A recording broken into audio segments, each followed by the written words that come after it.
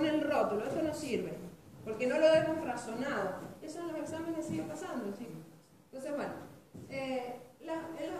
me interesaba este concepto. Ustedes vieron que aparecen polarizaciones en las moléculas que hace que las moléculas se atraigan y que se mantengan unidas entre sí.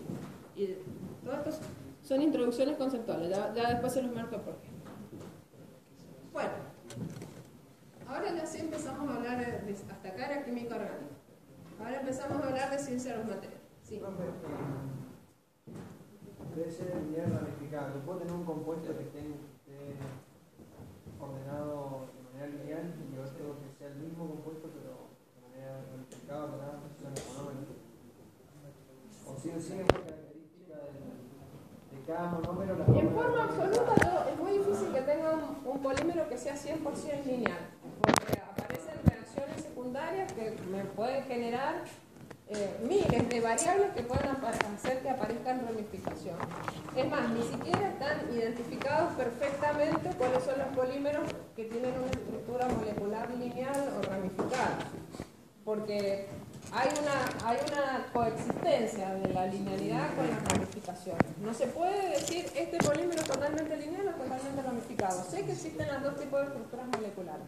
Lo que sí puedo decir es cuando son reticulares o cuando son entrecruzados. Ahí sí los puedo diferenciar. Bueno, ahora vamos a empezar a hablar de cristalinidad en los polímeros. Fíjense una cosa, nosotros ya estamos... Yo tengo una ventaja de dar polímeros últimos en la materia. ¿Por qué? Porque ya me aprovecho de todos los... Aparte de que son pocos, como dice acá el compañero, que es lo que a mí no me gusta. A mí me gustaría que esto estuviera lleno. No, dice. Algún día van a estar acá ustedes. Y vamos a seguir charlando. Yo vení con el bastón, después me van a decir, tenía razón, profesora, es lindo que el curso esté lleno. A mí me gusta que el curso esté lleno, porque si yo veo el curso lleno, pienso que los alumnos creen que lo que yo voy a decir es importante. Cuando yo veo el curso vacío, digo, la verdad no les interesa mucho lo que yo les voy a decir, y la verdad no me motiva que sean pocos. Pero bueno, eso es como lo siento yo. En fin. Sigamos. Yo aparte de que son pocos, tengo la ventaja de que ustedes ya manejan un montón de conceptos anteriores que los podemos comparar y sacar nuevas conclusiones. Fíjense, cuando hablábamos de metales y hablábamos de cristalinidad en los metales, ¿ordenábamos qué? ¿Qué ordenábamos? Átomos. ¿Sí? Cuando hablábamos de cerámicas, ¿ordenábamos qué? Iones. Mayoritariamente iones, a veces átomos, a veces moléculas, a veces, muy poquitas, mayoritariamente iones. Eran unidades estructurales sumamente pequeñitas. O sea que pensar de que se van a ordenar cristalográficamente y que van a repetir ese orden indefinidamente en las tres direcciones del espacio, que ahí les hago acordar un concepto que les di cuando di unidad 2 de estructuras cristalinas, cuando la ingeniera recién daba vidrio decía, están los tetraedros, son órdenes de bajo alcance. La cristalinidad es el orden de largo alcance, que se da indefinidamente. Entonces, ese orden, cuando son cositas chiquitas las que yo tengo que ordenar, parece relativamente sencillo. Ahora, si lo que había que ordenar era esa maraña que les mostré recién de átomos, y eso era una molécula, lo que les mostré recién, ya hablar de cristalinidad no es tan sencillo. ¿Sí? Entonces ahora cuando hablamos de cristalinidad, empiezan a aparecer conceptos nuevos. ¿Sí? Un concepto nuevo que aparece es el grado de cristalinidad. El grado de cristalinidad es la relación entre la cantidad de polímero cristalino y el total de polímero. En los polímeros nunca el grado de cristalinidad ha superado el 95%. O sea, en el mejor de los casos, yo voy a tener un grado de cristalinidad del 95%. Profe, ¿podría repetir lo de grado de cristalinidad? Es la relación entre la cantidad de polímero cristalino y el total del polímero. ¿Sí? Y entonces acá vemos, ya esta molécula la encuentran conocida. ¿Quién es? ¿Qué es esta molécula? Es polietileno. ¿Sí? Acá tengo una molécula de polietileno, acá tengo otra, acá tengo otra, acá tengo otra. Y esto que está dibujado acá, ¿qué le suena conocido a qué? Es una ascendida unidad. ¿Sí? Entonces fíjense lo complejo que es hablar ahora de una ascendida unidad. Venga,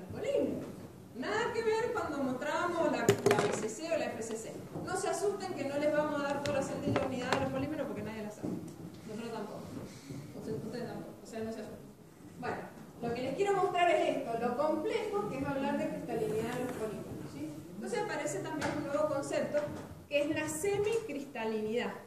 ¿Por qué?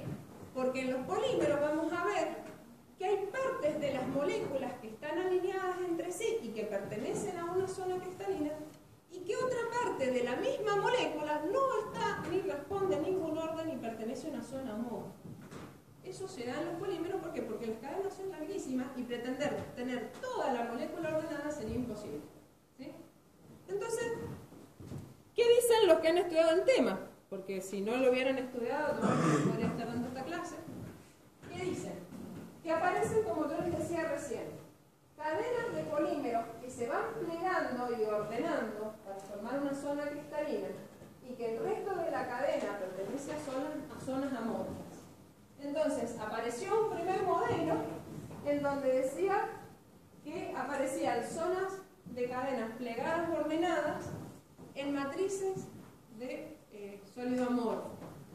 Ese modelo después se fue perfeccionando y se estudió esto. Empiezan a aparecer unas laminidas en donde en esa zona, que son de muy pequeño espesor, estamos hablando del orden de los 2 a 3 nanómetros, la molécula se pliega y se ordena, pero partes de la misma molécula están en zonas amorfas, y varias laminidas se van uniendo por las mismas cadenas que forman la zona cristalina, que forman la zona amorfa, con otras zonas ordenadas. Estos conjuntos de laminidas se les denomina cristalitas, ¿sí? A su vez, por eso dice cristalina laminar de cadenas plegadas. Entre las laminidas aparece material amorfo. A su vez, estas cristalitas se orientan en función de un centro, y se van a cansar de que yo en esta clase les ponga ejemplos domésticos, pero es la forma que ustedes lo asimilen y se acuerden. Yo le llamo como si fuera un pompón de lana. ¿Vieron cuando ustedes ven el pompón de un gorrito que están todas las lanitas hacia un centro? Bueno, todas las cristalitas parecen un pompón de lana, se orientan hacia un centro y forman lo que se llama una esferulita. Estas laminitas, si uno mira la micrografía, estas esferulitas, si uno los mira en una micrografía, se asemejan, o sea, se hace la similitud con los granos de los metales. ¿Se acuerdan que si uno miraba la micrografía de los metales, veía los granos, ¿sí? En los polímeros lo que se ve son las esferulitas. Pareciera que solidifican igual que un metal, y sin embargo no tiene nada que ver con un metal, la forma en que es solidificado. Bien. Y el resto es amorfo, ¿no? En general, esa micrografía no encontré otra que se viera mejor, pero hay micrografías en donde vos ves como que la esferulita ha crecido hasta que se toca con otra esferulita, y se ven varias esferulitas. Esa en el cálister se ve bien como granos, como que no se ve zona amorfa. Ahí pareciera como que hay esferulitas más chiquititas. Bien, en definitiva, el grado de cristalinidad en los polímeros está, o sea, el grado de cristalinidad, cuánto más cristalino va a ser un polímero, está definido por dos variables fundamentales. Uno, y el principal, está puesto en orden inverso, es la configuración de las cadenas poliméricas. En las cadenas reticuladas y las entrecruzadas, como ya las cadenas principales están unidas entre sí, es muy difícil lograr un orden cristalino, porque ya las moléculas son muchísimo más complejas. Entonces es muy probable que las cadenas reticuladas y entrecruzadas nos den polímeros amorfos, que no se pueda lograr un ordenamiento. Obviamente vamos a tener polímeros cristalinos cuando las cadenas son lineales o ramificadas, y van a ser más cristalinos mientras menores ramificaciones tenga la cadena. Y también la cristalinidad está asociado con los grupos químicos asociados a las unidades monoméricas. No es lo mismo que yo tenga un polietileno, en donde al carbono están unidos 4 hidrógenos, a que yo, en vez de un hidrógeno, tenga un anillo bencénico. El anillo bencénico va a impedir el acercamiento entre las cadenas y va a reducir la posibilidad de formación de enlaces de Van der Waals y por lo tanto va a reducir la cristalinidad. Ahí ya empezamos a ver la importancia de los enlaces de Van der Waals.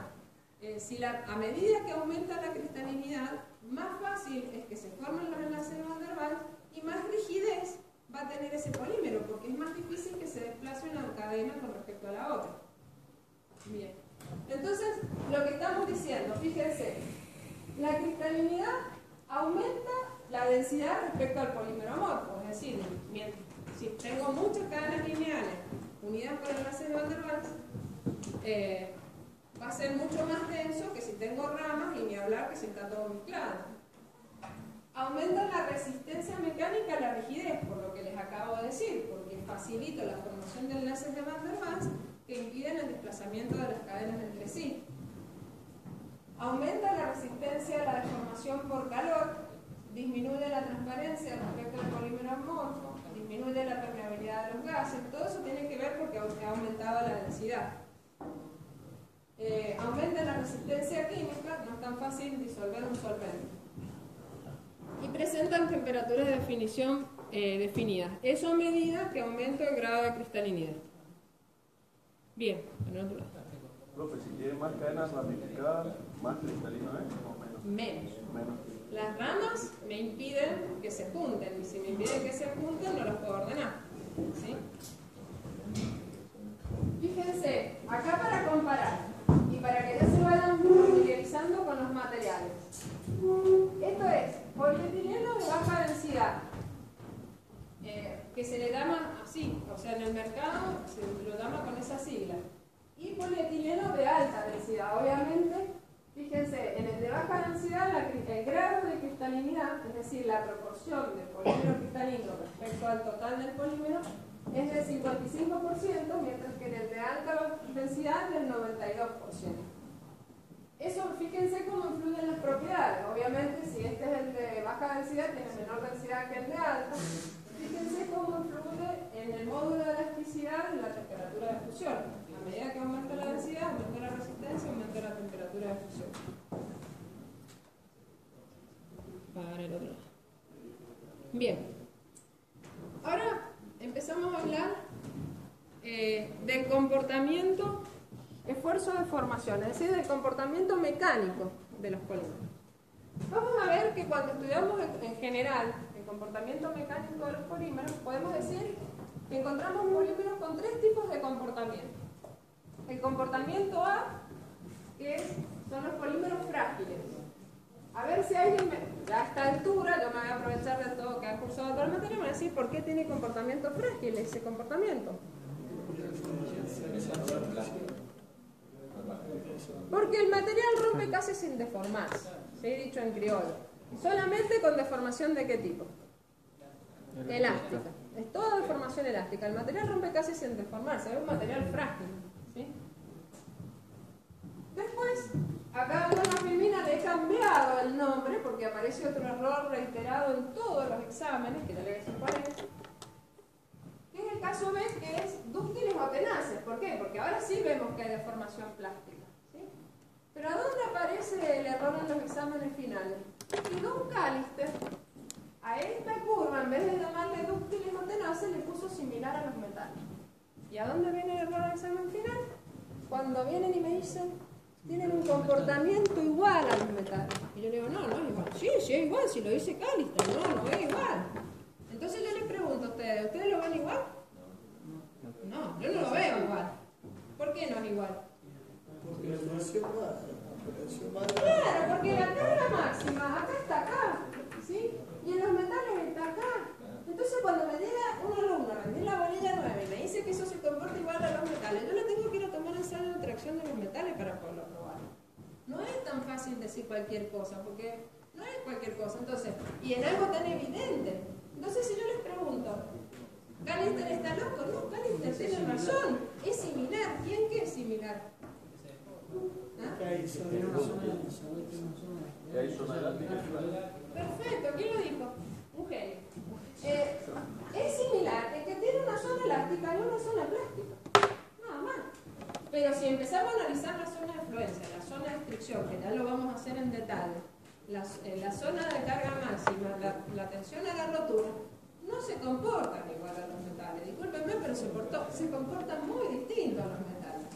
Entonces, ¿yo por qué les marco estas cosas? Porque pareciera que la profe tenía ganas de bajarme. No, la profesora no tenía ganas de bajarme. La profesora tenía ganas de saber si vos entendiste la materia.